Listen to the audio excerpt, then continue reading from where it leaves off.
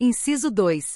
O vencimento do cargo efetivo quando no exercício de mandato eletivo, remunerado, federal, estadual ou municipal, ressalvado o caso previsto nesta lei. Inciso 3. O vencimento do dia em que não comparecer ao serviço, salvo motivo legal ou moléstia comprovada, computando para efeito dos descontos, os sábados, domingos, feriados, os dias de folga e os considerados de ponto facultativo, sempre que intercalados entre as faltas. Inciso 4. 1/3 do vencimento do dia. Se comparecer ao serviço dentro da hora seguinte à marcada para o início dos trabalhos ou quando se retirar até 1 hora antes do término do período de trabalho, sendo considerado ausente se ultrapassar esse limite. Inciso 5. 1/3 do vencimento, durante o afastamento por motivo de prisão administrativa, suspensão preventiva ou recolhimento à prisão, com direito à diferença se absolvido ou se o afastamento exceder ao prazo de condenação definitiva. Inciso 6. 2/3 do vencimento durante o período de afastamento em virtude de condenação, por sentença definitiva, a pena privativa de liberdade, desde que não resulte em demissão. Parágrafo 1º. O funcionário investido em mandato de vereador, havendo compatibilidade de horários, perceberá as vantagens de seu cargo, sem prejuízo dos subsídios a que faz jus. Parágrafo 2º. Investido no mandato de prefeito municipal ou de vice-prefeito, será afastado de seu cargo, sendo-lhe facultado optar pelo seu vencimento e vantagens. Artigo 137. Nenhum funcionário, ativo ou inativo, poderá perceber vencimento ou provento inferior ao salário mínimo vigente do município. Artigo 138.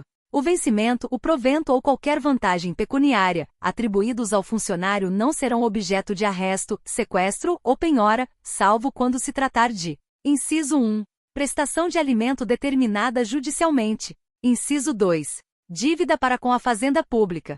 Artigo 139. As reposições e indenizações à Fazenda Municipal poderão ser descontadas em parcelas mensais consecutivas, não excedentes a 10ª parte do vencimento ou provento, exceto na ocorrência de má-fé, hipótese em que não se admitirá parcelamento. Parágrafo único. Se o funcionário for exonerado ou demitido, a quantia devida será inscrita como dívida ativa e cobrada executivamente. Seção única. Do registro da frequência. Artigo 140. Ponto é o registro que assinala o comparecimento do funcionário ao serviço, e pelo qual se verifica diariamente a sua entrada e saída. Parágrafo 1º. Nos registros de ponto, deverão ser lançados todos os elementos necessários à apuração de frequência. Parágrafo 2º. Para registro de ponto serão usados, sempre que possível, meios mecânicos. Parágrafo 3º. Salvo ato expresso do chefe do Poder Executivo, é vedado dispensar o funcionário de registro de ponto. Parágrafo 4º. Compete ao responsável pelo setor onde esteja localizado o funcionário, coibir o registro antecipado ou posterior ao dia de frequência. Artigo 141. O chefe do Poder Executivo disciplinará mediante decreto o horário de trabalho dos funcionários públicos municipais. Artigo 142. Ao funcionário estudante será permitido faltar ao serviço, sem prejuízo de vencimento e vantagens, nos dias em que se realizarem provas parciais e finais. Parágrafo único. O funcionário deverá apresentar documento fornecido pela direção da escola, que comprove seu comparecimento às provas. Capítulo 8. Das vantagens. Artigo 143. Além do vencimento, poderá o funcionário perceber as seguintes vantagens pecuniárias. Inciso 1. Adicionais. Inciso 2. Gratificações. Seção 1. Dos adicionais. Artigo 144. Em razão do tempo de serviço, ou pela exigibilidade de conhecimentos especializados ou em regime próprio de trabalho, requeridos pela função, serão concedidas vantagens adicionais a saber: Inciso 1. Por tempo de serviço. Inciso 2. De tempo integral. Inciso 3. De trabalho técnico-científico. Inciso 4. De produtividade. Subseção 1. Do adicional por tempo de serviço. Artigo 145. Ao funcionário público municipal, a cada quinquênio de efetivo exercício, será concedido adicional de tempo de serviço, na base de 5% por período, calculado sobre o vencimento do cargo efetivo. Artigo 146. O tempo de serviço para efeito do artigo anterior será calculado de conformidade com o artigo 86, observando-se o disposto nos itens 1 e 2 do artigo 89. Artigo 147. O direito à percepção do adicional por tempo de serviço começa no dia imediato àquele em que o funcionário completar o quinquênio. Artigo 148. O adicional por tempo de serviço será pago simultaneamente com o vencimento, entretanto, não servirá como base de cálculo para futuros adicionais ou aumentos. Artigo 149. O período de licença-prêmio não gozado e computado em dobro para efeito de aposentadoria servirá, também na oportunidade desta, para concessão de adicional por tempo de serviço. Subseção 2. Do tempo integral. Artigo 150. Considera-se regime de tempo integral o exercício da atividade funcional sob dedicação exclusiva, ficando o funcionário proibido de exercer cumulativamente outro cargo, função ou atividade particular de caráter empregatício ou público de qualquer natureza. Artigo 151. O regime de tempo integral será determinado no interesse direto e imediato da administração municipal, para atender à necessidade do serviço e terá caráter transitório, podendo ser suspenso ou cancelado, a critério da autoridade que o tiver instituído. Artigo 152. Ao funcionário subordinado a regime de tempo integral, na forma do artigo anterior, será concedido adicional de tempo integral, dentro do limite mínimo de 40% e máximo de 100%, que incidirão sobre o valor do vencimento do cargo efetivo. Parágrafo único. Em se tratando de ocupante de cargo em comissão, o percentual será aplicado sobre o valor do respectivo símbolo, salvo se, quando também ocupante de cargo efetivo, houver optado pelo vencimento deste na forma do artigo 11 da presente lei. Artigo 153. Cessará o regime de tempo integral. Inciso 1. Se a continuação não representar mais interesse para a administração. Inciso 2. O funcionário, a linha A, pedir sua exclusão do regime. A linha B, for colocado à disposição de outro órgão não integrante da administração direta do município. A linha C, afastar-se do exercício de seu cargo, por período superior a 30 dias. A linha D, deixar de cumprir obrigações inerentes ao regime ou infringir dispositivos que o regulam. A linha E, suprimida. A linha F, em cumprimento de pena disciplinar de suspensão. A linha G, for destituído da função. A linha H, for afastado, removido, designado ou transferido do órgão ou setor de trabalho onde estava subordinado ao regime de tempo integral. Subseção 3. Do adicional por trabalho científico. Artigo 154. Ao funcionário portador de diploma em curso superior de ensino, e desde que a natureza das atividades impostas pelo cargo exija conhecimentos técnicos especializados, poderá ser concedido adicional por trabalho técnico e científico, calculado sobre o vencimento do cargo efetivo. Parágrafo único. O Poder Executivo Municipal fixará por decreto os cargos sujeitos à percepção do adicional referido no artigo anterior e os respectivos percentuais. Seção 2. Das gratificações.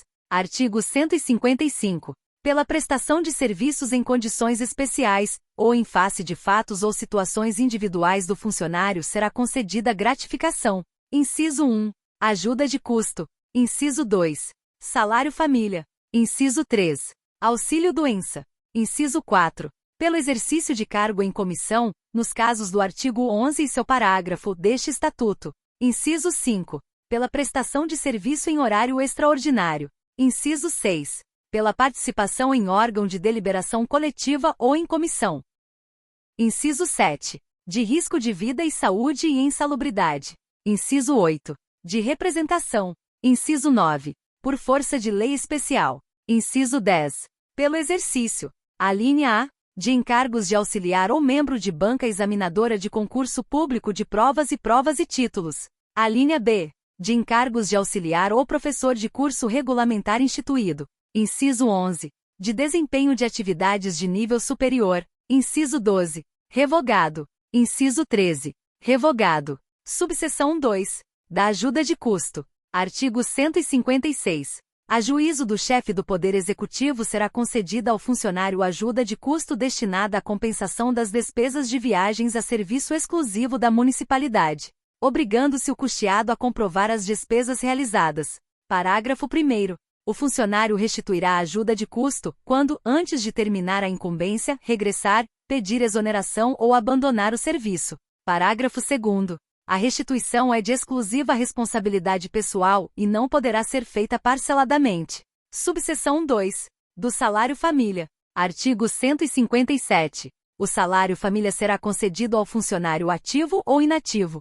Inciso 1. Pela esposa que não exerça atividade remunerada. Inciso 2. Pelo esposo que não exerça atividade remunerada. Inciso 3. Por filho menor de 21 anos que não exerça atividade remunerada. Inciso 4. Por filho inválido. Inciso 5. Por filha solteira sem economia própria. Inciso 6. Por filho estudante que frequente curso de segundo grau ou superior e que não exerça atividade remunerada até a idade de 24 anos. Inciso 7. Pelo ascendente sem rendimento próprio que viva às expensas do funcionário. Inciso 8. Pela companheira na forma da regulamentação própria. Parágrafo único. Compreende-se neste artigo o filho de qualquer condição, o enteado, o adotivo e o menor que, mediante autorização judicial, viva sob a guarda e sustento do funcionário. Artigo 158. Quando o pai e mãe forem funcionários ativos ou inativos, de qualquer órgão público federal, estadual ou municipal e viverem em comum, o salário família será concedido exclusivamente ao pai. Parágrafo único. Se não viverem em comum, será concedido ao que tiver os dependentes sob sua guarda. Artigo 159. Ao pai e à mãe equiparam-se o padrasto, a madrasta e, na falta destes, os representantes legais dos incapazes ou quem, por qualquer forma, tenha sob a sua guarda e sustento os dependentes a que se refere o artigo 157 desta lei. Artigo 160. O salário família não será sujeito a qualquer imposto ou taxa, nem servirá de base para qualquer contribuição ainda que de finalidade assistencial. Artigo 161. O valor do salário família por dependente inválido corresponderá ao triplo do valor normal. Parágrafo único. A invalidez que caracteriza a dependência é a comprovada incapacidade total e permanente para o trabalho, ou presumida no caso de ancianidade. Artigo 162. Nos casos de acumulação legal de cargos, o salário família será pago somente em relação a um deles. Subseção 3. Do auxílio-doença. Artigo 163. Após cada período de 12 meses consecutivos de licença para tratamento da própria saúde, o funcionário terá direito a 1 mês de vencimento a título de auxílio-doença. Parágrafo único. O auxílio-doença não sofrerá descontos de qualquer espécie ainda que para fins de previdência social, e será pago juntamente com o vencimento. Artigo 164. Se ocorrer o falecimento do funcionário, o auxílio-doença, a que faz jus até a data do óbito, será pago de acordo com as normas aplicáveis ao pagamento do vencimento. Subseção 4. Do risco de vida e saúde e insalubridade. Artigo 165. A gratificação de risco de vida e saúde será de 10%, 20% e 40%, segundo o grau de risco a que estiver exposto o funcionário, no exercício das atribuições inerentes a seu cargo ou função, desde que tenha contato direto e permanente com pacientes portadores de doença infecto-contagiosa. Artigo 166. A gratificação de insalubridade será de 10%, 20% e 40%, segundo o grau mínimo, médio e máximo, sempre que o funcionário estiver em atividade em locais insalubres que, por sua natureza, condições e métodos de trabalho, o expõem a contato direto com agentes físicos, químicos ou biológicos nocivos que possam produzir doença transitória ou definitiva. Artigo 167. As gratificações de que tratam os artigos 165 e 166 incidirão sobre o vencimento do cargo efetivo do funcionário, não podendo ser percebidas cumulativamente, sendo indispensável o laudo pericial do órgão competente. Artigo 168. As condições exigidas para a concessão da gratificação de risco de vida e saúde e insalubridade serão apuradas e definidas pela Secretaria Municipal de Administração que, para tanto, constituirá comissão específica de caráter temporário e, a cada caso, integrada por médicos provindos da Secretaria Municipal de Saúde, podendo valer-se de laudo pericial de órgão federal de higiene e segurança do trabalho. Subseção 5. Do serviço extraordinário. Artigo 169. A gratificação pela prestação de serviço extraordinário será concedida pelo secretário municipal de administração, com prévia autorização do chefe do Poder Executivo e paga por hora de trabalho, prorrogado ou antecipado, na forma do regulamento próprio em vigor. Parágrafo 1º. O exercício de cargo em comissão ou de função gratificada exclui a gratificação por serviço extraordinário. Parágrafo 2º. Em se tratando de serviço extraordinário noturno, o valor da hora será acrescido de 25%. Parágrafo 3º. A inclusão do funcionário em regime de tempo integral não é compatível com o recebimento de gratificação por serviço extraordinário. Artigo 170. Observadas as disposições deste capítulo, os adicionais e gratificações reger-se-ão por regulamentação própria, quando couber. Título 5. Do direito de petição. Artigo 171. É assegurado ao funcionário o direito de requerer ou representar. Parágrafo 1º. O requerimento será dirigido à autoridade competente para decidi-lo. Parágrafo 2º. O pedido de reconsideração, dirigido à autoridade que expediu o ato ou proferiu a primeira decisão, somente será cabível quando contiver novos argumentos. Parágrafo 3º. Nenhum pedido de reconsideração poderá ser renovado. Artigo 172. O requerimento e o pedido de reconsideração de que tratam os artigos anteriores deverão ser despachados no prazo de 8 dias e decididos dentro de 30 dias. Artigo 173.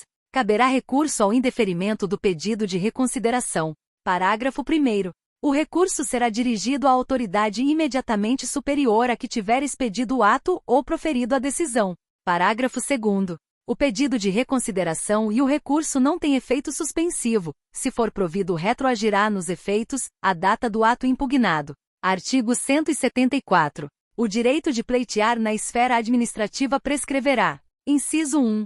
Em 5 anos quanto aos de que decorram demissão, cassação de aposentadoria ou disponibilidade. Inciso 2. Em 120 dias nos demais casos. Artigo 175. O prazo de prescrição estabelecido no artigo anterior, contar-se-á da data da publicação no órgão, do ato impugnado, ou na falta dessa, da data da ciência ao interessado, a qual deverá constar do processo respectivo. Artigo 176. O pedido de reconsideração e o recurso, quando cabíveis, interrompem a prescrição até 2 vezes. Artigo 177. São fatais e improrrogáveis os prazos estabelecidos neste capítulo. Título 6. Do regime disciplinar. Capítulo 1. Da acumulação. Artigo 178. É vedada a acumulação remunerada de cargos e funções públicas, exceto: inciso 1. A de juiz com um cargo de professor. Inciso 2. A de 2 cargos de professor. Inciso 3. A de um cargo de professor com outro técnico ou científico. Ou, inciso 4. A de 2 cargos de médicos. Artigo 179. A acumulação, em qualquer hipótese, só será permitida quando houver correlação de matérias e compatibilidade de horários. Artigo 180. A proibição de acumular se estende a cargos ou funções de qualquer modalidade ou emprego no poder público federal, estadual ou municipal, na administração centralizada ou autárquica, inclusive em sociedade de economia mista e empresas públicas. Artigo 181. O funcionário não poderá exercer mais de uma função gratificada, nem participar de mais de 2 órgãos de deliberação coletiva. Artigo 182. Os aposentados ficam excluídos da proibição de acumular proventos quando no exercício de mandato eletivo, cargo em comissão, ou quanto a contrato para prestação de serviços técnicos ou especializados. Parágrafo único. O disposto neste artigo, quanto ao exercício de cargo em comissão, não se aplica ao aposentado compulsoriamente ou por invalidez se não cessadas as causas determinantes de sua aposentadoria. Artigo 183. Não se compreende na proibição de acumular nem está sujeita a qualquer limite a percepção. Inciso 1. Conjunta de pensões civis ou militares. Inciso 2. De pensões com vencimentos, remuneração ou salário. Inciso 3. De pensões com provento de disponibilidade ou de aposentadoria. Inciso 4. De proventos resultantes de cargos legalmente acumuláveis. Inciso 5. De provento com vencimento nos casos de acumulação legal. Artigo 184. Considera-se cargo técnico ou científico aquele que para cujo exercício seja exigida habilitação em curso legalmente classificado como técnico, de grau ou de nível superior de ensino. Parágrafo único. Considera-se também como técnico ou científico. Inciso 1. O cargo para cujo exercício seja exigida habilitação em curso legalmente classificado como técnico, de 2º grau ou de nível superior de ensino. Inciso 2.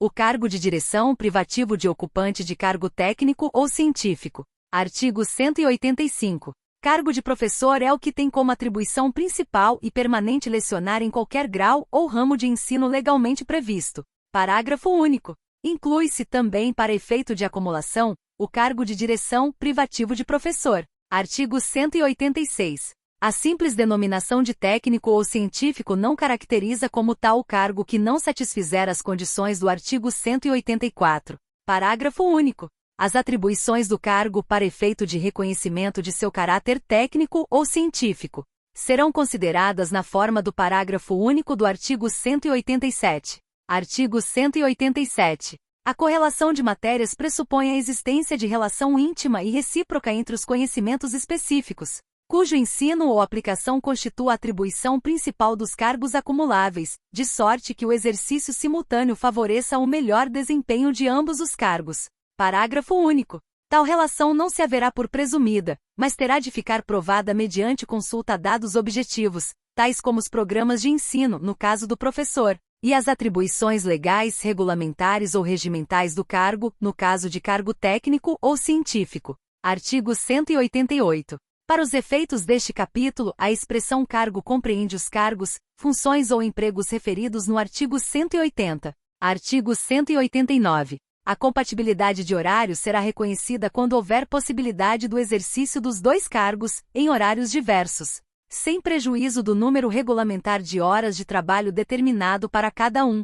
Parágrafo 1º. A verificação dessa compatibilidade far-se-á tendo em vista o horário do servidor na unidade administrativa em que estiver lotado, ainda que ocorra a hipótese de estar dela legalmente afastado. Parágrafo 2º. No caso de cargos a serem exercidos no mesmo local ou em municípios diferentes, levar-se-á em conta a necessidade de tempo para a locomoção entre um e outro. Artigo 190. O funcionário que ocupe dois cargos em regime de acumulação legal poderá ser investido em cargo em comissão, desde que, com relação a um deles, continue no exercício de suas atribuições, observado sempre o disposto no artigo anterior. Parágrafo 1º. Ocorrendo a hipótese, o ato de provimento do funcionário mencionará em qual das duas condições funcionais está sendo nomeado, para que, em relação ao outro cargo, seja observado o disposto neste artigo. Parágrafo 2º. O tempo de serviço, bem como quaisquer direitos ou vantagens adquiridos em função de determinada situação jurídica,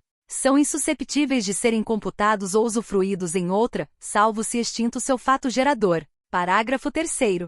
Se computados na hipótese do parágrafo anterior, infine, em determinada situação, a ela ficarão indissoluvelmente ligados, ressalvado o caso de ocorrer também sua extinção. Artigo 191. Verificada, em processo administrativo disciplinar, a acumulação proibida, e provada a boa-fé, o funcionário optará por um dos cargos, sem obrigação de restituir. Parágrafo 1º. Provada a má-fé, além de perder os cargos, restituirá o que tiver percebido indevidamente pelo exercício de cargo que gerou a acumulação. Parágrafo 2º. Na hipótese do parágrafo anterior, se o cargo gerador de acumulação proibida for de outra esfera de poder público, o funcionário restituirá o que houver percebido desde a acumulação ilegal. Parágrafo 3º. Apurada a má-fé do inativo, este sofrerá a cassação da sua aposentadoria ou disponibilidade, obrigado, ainda, a restituir o que tiver recebido indevidamente. Artigo 192. A inexatidão das declarações feitas pelo funcionário no cumprimento da exigência constante do artigo 56 desta lei, constituirá presunção de má-fé, ensejando, de logo, a suspensão do pagamento do respectivo vencimento e vantagens ou provento. Artigo 193. As acumulações serão objeto de estudo e parecer individuais por parte do órgão municipal para esse fim criado, que fará a apreciação de sua legalidade, ainda que um dos cargos integre os quadros de outra esfera de poder. Capítulo 2. Dos deveres. Artigo 194. São deveres do funcionário. Inciso 1. Assiduidade. Inciso 2. Pontualidade. Inciso 3. Urbanidade. Inciso 4. Discrição. Inciso 5. Boa conduta. Inciso 6.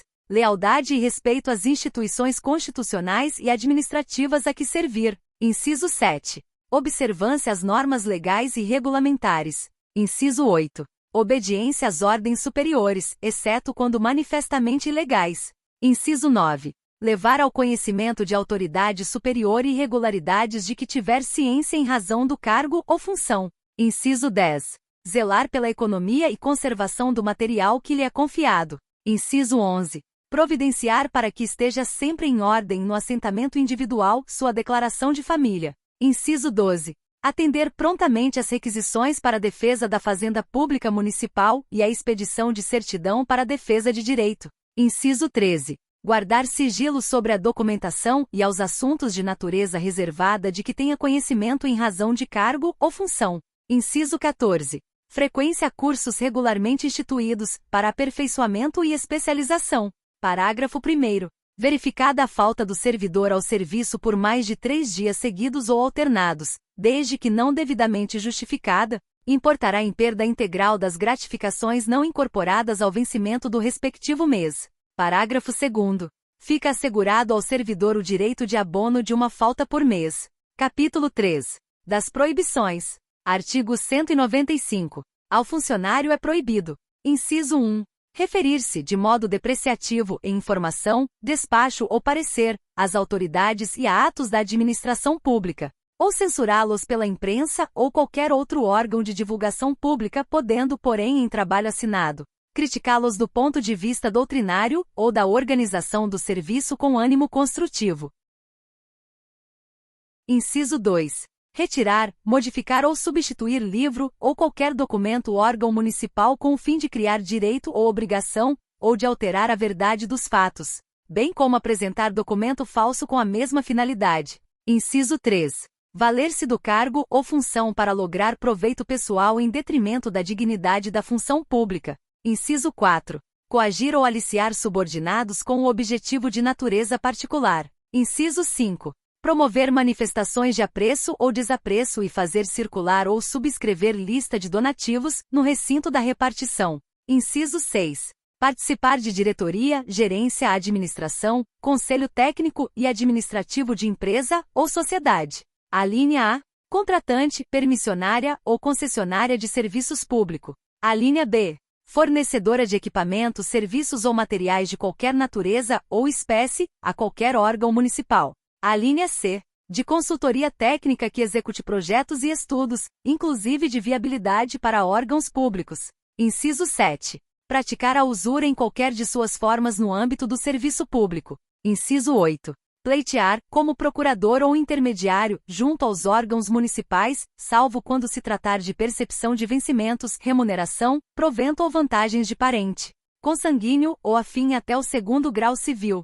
Inciso 9. Exigir, solicitar ou receber, para si ou para outrem, propinas, comissões, presentes ou vantagens de qualquer espécie, em razão do cargo ou função, ou aceitar promessa de tais vantagens. Inciso 10. Revelar fato ou informação de natureza sigilosa de que tenha ciência em razão do cargo ou função, salvo quando se tratar de depoimento em processo judicial, policial ou administrativo. Inciso 11. Cometer a pessoa estranha ao serviço do município, salvo em casos previstos em lei, o desempenho de encargos que lhe competir ou a seus subordinados. Inciso 12. Dedicar-se nos locais e horas de trabalho a palestras, leituras ou quaisquer outras atividades estranhas ao serviço, inclusive ao trato de interesse de natureza particular. Inciso 13. Deixar de comparecer ao trabalho sem causa justificada. Inciso 14. Empregar material ou quaisquer bens do município em serviço particular. Inciso 15. Retirar objetos de órgãos municipais, salvo quando autorizado por escrito pela autoridade competente.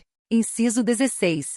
Fazer cobranças ou despesas em desacordo com o estabelecido na legislação fiscal e financeira. Inciso 17. Deixar de prestar declaração em inquérito administrativo, quando regularmente intimado. Inciso 18. Incitar ou aderir a greves nos serviços públicos ou praticar atos de sabotagem contra o regime ou serviço. Inciso 19. Promover a venda de tombolas, rifas ou mercadorias de qualquer espécie dentro do recinto da repartição. Inciso 20. Acumular cargos públicos, salvo as exceções previstas em lei. Inciso 21. Negligenciar ou omitir-se na prática de ato de ofício, ou praticá-lo em desconformidade com expressa determinação de lei, visando satisfazer interesse ou sentimento pessoal ou de terceiros. Inciso 22. Exercer cargo ou função pública antes de atendidos os requisitos legais, ou continuar a exercê-los sabendo-os indevidamente. Inciso 23. Promover festas ou solenidades de caráter particular nas dependências das repartições públicas municipais. Inciso 24. Permanecer no local de serviço em estado de embriaguez ou embriagar-se durante o expediente. Capítulo 4. Das responsabilidades. Artigo 196. Pelo exercício irregular de suas atribuições, o funcionário responde civil, penal e administrativamente. Artigo 197. A responsabilidade civil decorre de procedimento doloso ou culposo que importe em prejuízo da Fazenda Municipal ou de terceiros. Parágrafo 1º. A indenização de prejuízos causados à Fazenda Municipal poderá ser liquidada mediante descontos em prestações mensais não excedentes a 10ª parte do vencimento ou remuneração, na falta de outros bens que respondam pela indenização, exceto na ocorrência de má-fé, hipótese em que não se admitirá parcelamento. Parágrafo 2º.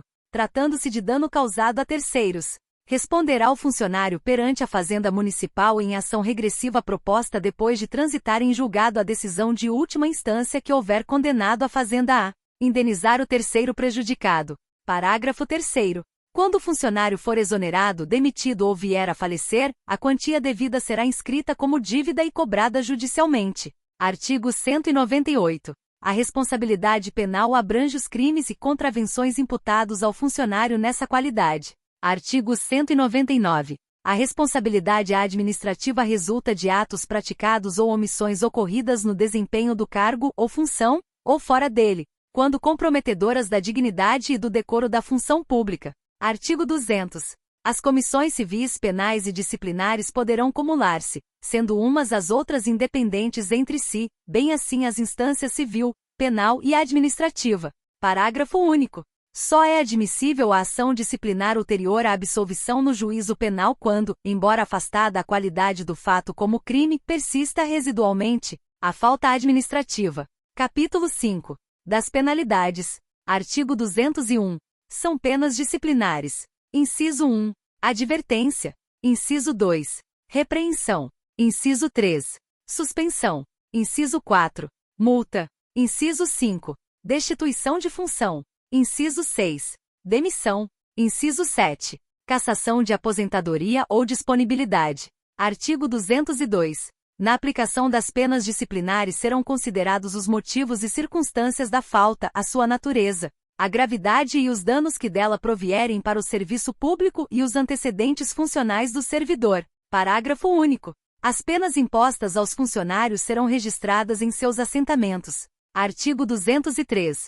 A pena de advertência será aplicada verbalmente pelo chefe do funcionário em caso de negligência e comunicada ao órgão de pessoal. Parágrafo único. Na reincidência específica será aplicada a pena de repreensão. Artigo 204. A pena de repreensão será aplicada pelo chefe do órgão onde estiver localizado o funcionário, por escrito, em caso de desobediência ou falta de cumprimento dos deveres. Além da hipótese referida no parágrafo único do artigo anterior, devendo remeter cópia ao órgão de pessoal. Parágrafo único. Havendo dolo ou má-fé, a falta de cumprimento dos deveres será punida com pena de suspensão. Artigo 205. A pena de suspensão será aplicada em caso de: inciso 1. Falta grave. Inciso 2. Desrespeito a proibições que, pela sua natureza, não ensejarem pena de demissão. Inciso 3. Reincidência em falta já punida com pena de repreensão.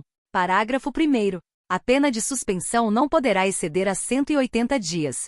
Parágrafo 2º. O funcionário suspenso perderá todas as vantagens e direitos decorrentes do exercício do cargo. Parágrafo 3º. Quando houver conveniência para o serviço, a pena de suspensão, por iniciativa do secretário ou procurador-geral a que pertencer a lotação do funcionário, poderá ser convertida em multa na base de 50% por dia de vencimento e vantagens obrigado, nesse caso, o funcionário a permanecer no serviço durante o número de horas de trabalho normal. Parágrafo 4º. Além da pena judicial que couber, serão considerados como de suspensão os dias em que o funcionário deixar de atender às convocações para júri e outros serviços obrigatórios por lei, sem motivo justificado.